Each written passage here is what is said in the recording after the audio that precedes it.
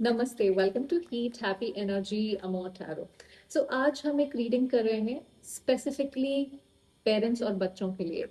Of late मेरे पास कुछ personal readings ऐसी आई हैं जहाँ पे पेरेंट्स और बच्चों के बीच में कुछ ना कुछ इश्यूज चल रहे हैं।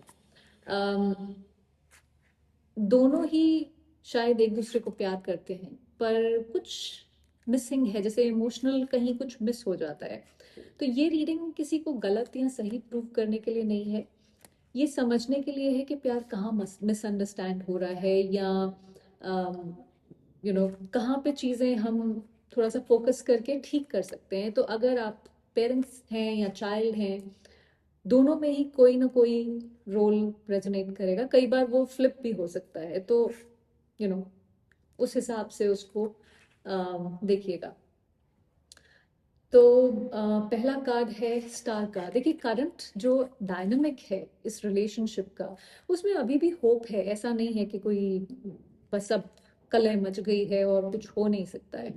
चाहे बातें कोई किसी ने गर्मजोशी में आके कुछ बोल दिया हो, या बिल्कुल कोल्ड बिहेवियर हो रहा हो, या डिस्टेंस आ गया हो, अंदर से दोनों तरफ अभी भी एक विश है कि चीज़ें ठीक हो जाएं। अभी भी दिल से कहीं ना कहीं कनेक्टेड हैं।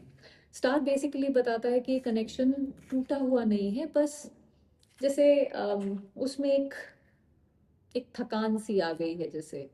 सो ये रिश्ता खत्म नहीं हुआ है, बस हील होने की ज़रूरत है यहाँ पे। पेरेंट्स की emotional position, queen of swords. देखिए, पेरेंट जो है वो इमोशनली स्ट्रांग रहने की कोशिश कर रहे हैं, क्योंकि ऑब्वियसली जब आप एक पेरेंट के हिसाब से की नज़र से अगर आप देखें तो आप बहुत कुछ देखते हैं ज़िंदगी में, जहाँ उसके बाद आप जहाँ हैं वहाँ पहुँचते हैं। तो क्वीन ऑफ सॉर्ड्स बेसिकली दिखाती है कि बाउंड्रीज, लॉजिक, मैं जो कह रहा हूँ वो सही है वाली एनर्जी। तो थोड़ा सा स्ट्रिक्ट एनर्जी हो सकती है। दिल में प्यार है, पर एक्सप्रेस करने का तरीका थोड़ा सा फर्क है, थोड़ा सख्त हो सकता है। तो इमोशंस को कंट्रोल करते करते वार्मथ थोड़ी सी जैसे कम हो गई हो या कहीं गुम हो गई हो, उस तरह की एनर्जी है। चाइल्ड जो भी है आपका, सो देखिए, ये बच्चे कोई छोटी उम्र के भी हो सकते हैं, बुजुर्ग थोड़े से भी हो, बुजुर्ग नहीं सॉरी, मतलब बुजुर्ग भी हो सकते हैं, बट मतलब 30s 40s 50s किसी भी एज ग्रुप के हो सकते हैं। चाइल्ड की इमोशनल पोजीशन, एम्परर। यहाँ पे रोज थोड़े से उल्टे हो गए हैं। चाइल्ड इमोशनल रिस्पॉन्सिबिलिटी ले रहा है किसी चीज की, स्ट्रांग बन रहा है, मच्योर दिख रहा है, जैसे उसको लगता है कि उसको सब कुछ करने की जरूरत है। पर एम्परर का शैडो ये भी होता है कि इमोशंस छुप जाते हैं। तो पेरेंट की एनर्जी क्वीन ऑफ सॉर्ड्स है, वो भी लॉजिकल बात कर रहे हैं हर समय, और बच्चा भी है जो उसकी एनर्जी भी इमोशंस को उसने हटा दिया है बेसिकली। सो हो सकता है जो भी ये चाइल्ड है वो बोल नहीं पा रहा है, उसे भी सपोर्ट चाहिए कहीं ना कहीं। सो स्ट्रांग दिखने की कोशिश हो रही है, पर रहना बच्चा ही चाहता है, उस तरह की एनर्जी है। Core misunderstanding, night of cups. देखिए, मिसअंडरस्टैंडिंग ये है कि दोनों का प्यार दिखाने का तरीका अलग अलग है। पेरेंट प्रैक्टिकल लव देता है, चाइल्ड इमोशनल रीअश्योरेंस चाहता है। तो दोनों का इंटेंशन प्यार है, बस जो लैंग्वेज है वो डिफरेंट है, उस वजह से ये मिसअंडरस्टैंडिंग यहाँ क्रिएट हो रही है। वर्ल्ड, देखिए दोनों तरफ एक कॉमन फियर है यहाँ पे, लॉस का फियर है। पेरेंट डरता है कि कंट्रोल छूट जाएगा, और बच्चा सोचता है कि इमोशनल कनेक्शन खत्म हो जाएगा। वर्ल्ड बेसिकली दिखाता है कि एक साइकिल है जो कंप्लीट होने वाला है, पर पहले एक्सेप्टेंस आने की जरूरत है। फाइव ऑफ कप्स, देखिए जहाँ हीलिंग चाहिए, फाइव ऑफ कप्स है जहाँ पे इस रिलेशनशिप में कोई पास्ट डिसअपॉइंटमेंट्स हैं जो कोई लेके बैठा है। वो बच्चा भी हो सकता है, पेरेंट भी हो सकता है, दोनों भी हो सकते हैं। कुछ बातें जो बोली नहीं गई हो, या कुछ बातें जो बोली गई हो, या कुछ एक्सपेक्टेशंस जो पूरी नहीं हुई हो।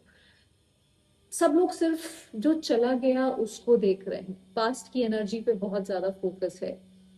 जो अभी भी मौजूद है उसको कोई देख नहीं रहा है, तो इसलिए वो आगे बढ़ नहीं पा रहे। अम, ये है कि जैसे हम दर्द को याद रख रहे हैं पर प्यार को नहीं। सो वो एनर्जी है। एक और फाइव है, सो यहाँ पे दो फाइव है, फाइव ऑफ पेंटिकल्स, और ये दोनों ही सी दूसरे फाइव्स भी थोड़े से रोते पीटते से ही हैं, बट उसमें कॉन्फ्लिक्ट ज्यादा है। यहाँ पे अगर आप इन दोनों को देखें, दोनों ही हताश निराश वाले फाइव हैं यहाँ पे, स्पेशली इस डेक में। सो फाइव ऑफ पेंटिकल्स यहाँ बेसिकली इमोशनल आइसोलेशन दिखा रहा है।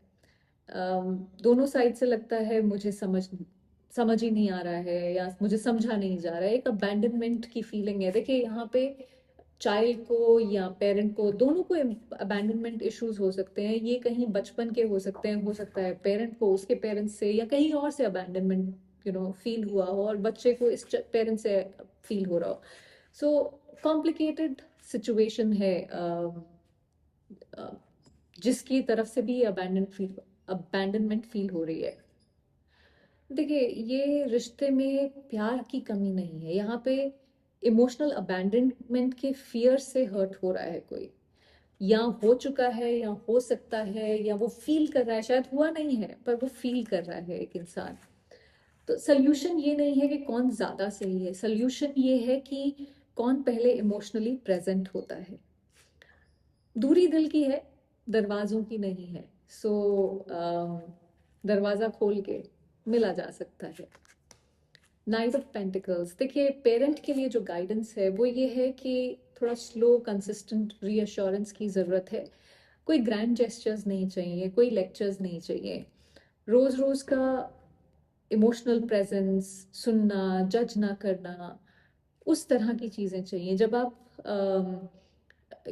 धीरे धीरे ये चीज़ें करते हैं, इमोशनली प्रेजेंट होते हैं बच्चे की लाइफ में, उसकी कोई बात वो बोल रहा है, चाहे इरिटेशन में बोल रहे हैं, जब जो भी बोल रहा है उसको इंटरप्ट किए बिना जब आप सुनते हैं, जब आप उसके डिसीजंस को जज नहीं करते हैं, तो धीरे धीरे ट्रस्ट पेशेंस से बनता है, तो वो ट्रस्ट बिल्ड होता है।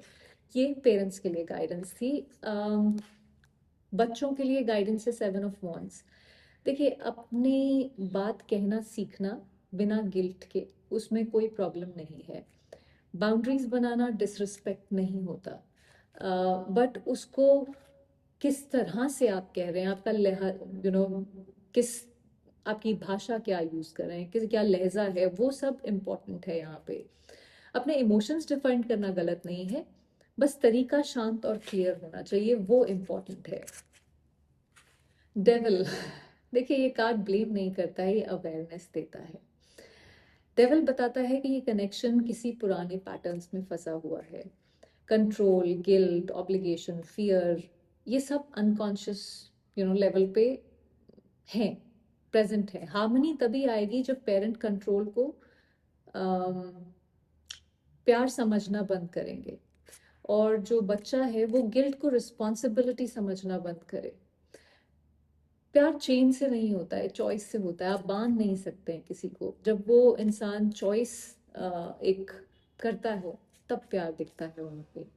देखिए पेरेंट्स और चिल्ड्रन एक दूसरे के दुश्मन नहीं होते हैं, वो सिर्फ अपने अपने तरीके से प्यार कर रहे होते हैं। इस रीडिंग का मैसेज बहुत सिंपल है, प्यार को प्रूव करने की ज़रूरत नहीं होती, सिर्फ प्रेजेंट रहने की ज़रूरत होती है। छोटी सी वार्मथ, एक ऑनेस्ट कॉन्वर्जेशन, और एक बार बिना डिफेंसिव हुए एक दूसरे को सुनना, ये रिश्ता फिर से सांस ले सकता है। अपने दिल को थोड़ा सा सॉफ्ट करने की ज़रूरत है, चाहे आप पेरेंट हो चाहे आप चाइल्ड हो। हीलिंग वहीं से शुरू होगी।